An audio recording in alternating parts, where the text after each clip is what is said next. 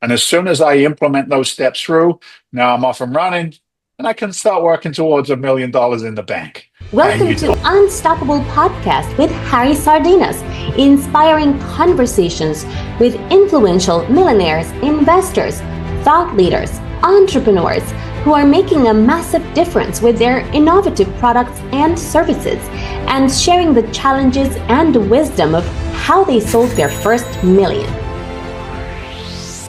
How would you like to achieve your first million? And today we have Dave, which is the founder of Freedom Venture.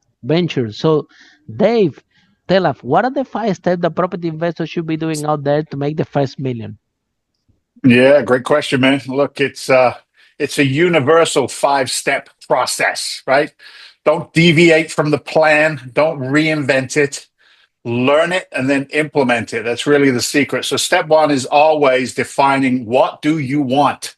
Doesn't matter what it is. Doesn't matter whether it's a real estate transaction. Doesn't matter whether you're building a business to groom puppies or, you want to be a fashion designer.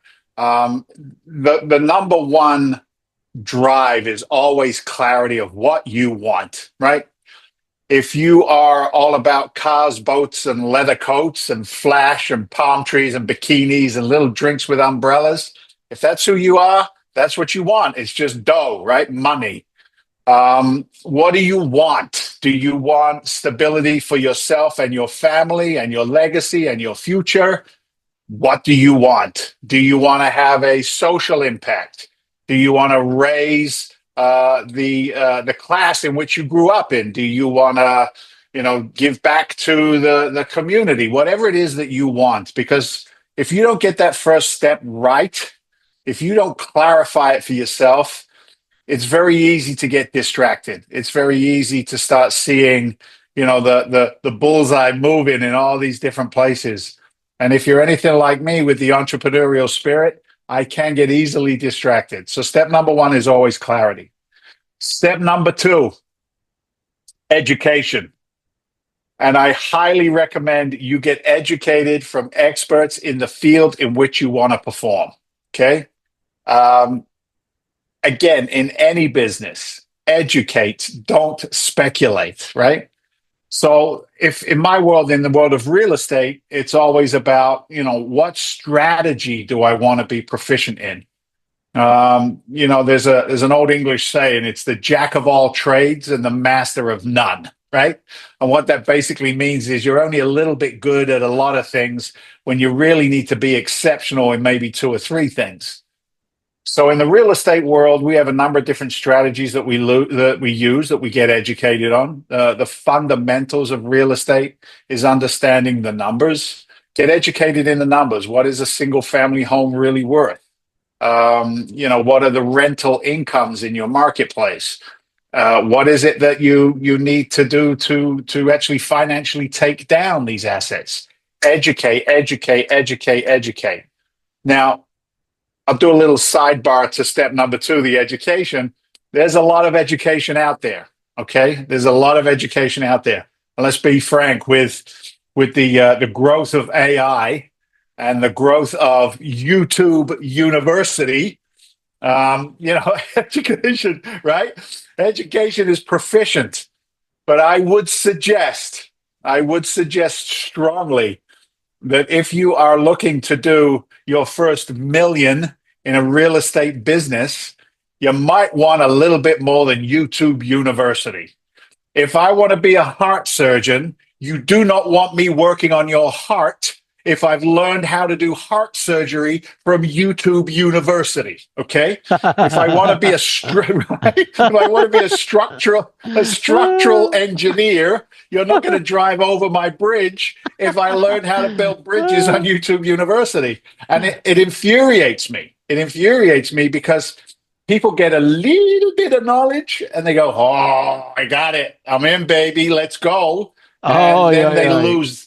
Right? They lose their money or somebody else's money. So step 1, what do you want? Step 2, get educated.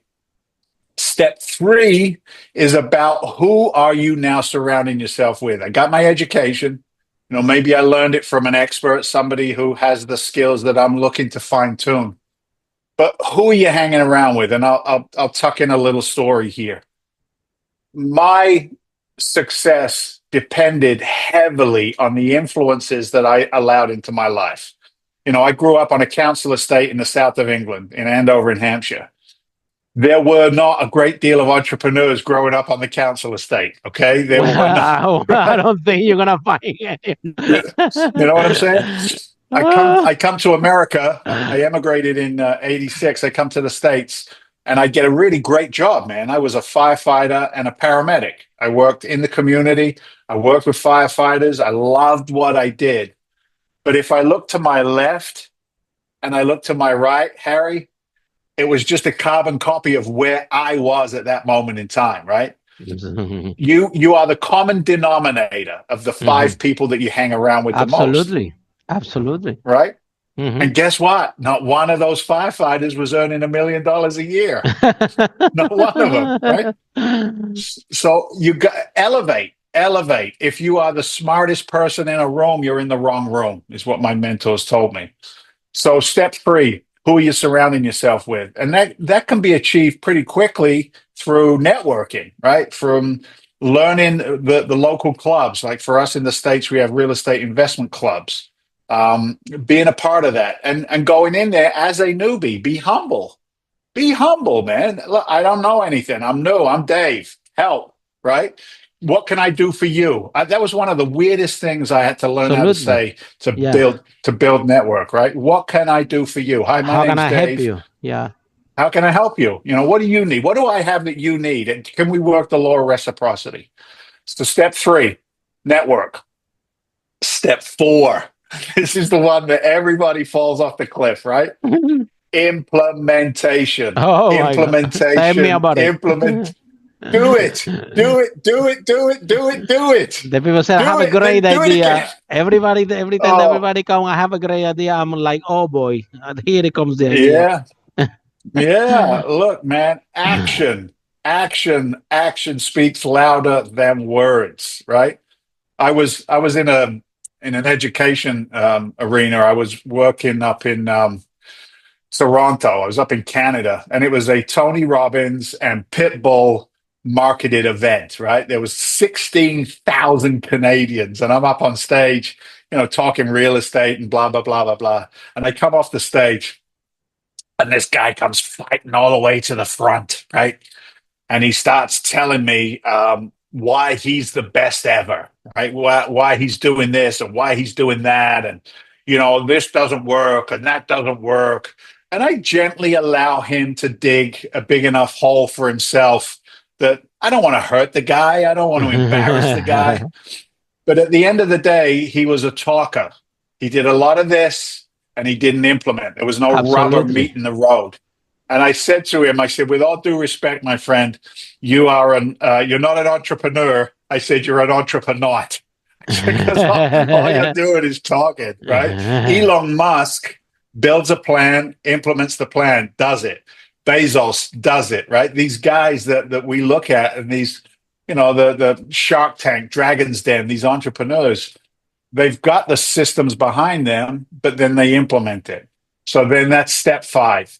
The first time you implement and it becomes successful, you then make that a system. So you don't have to go back and relearn it and do it all over again. Systems save yourself time, energy, money, and stress. That's what it stands for, systems.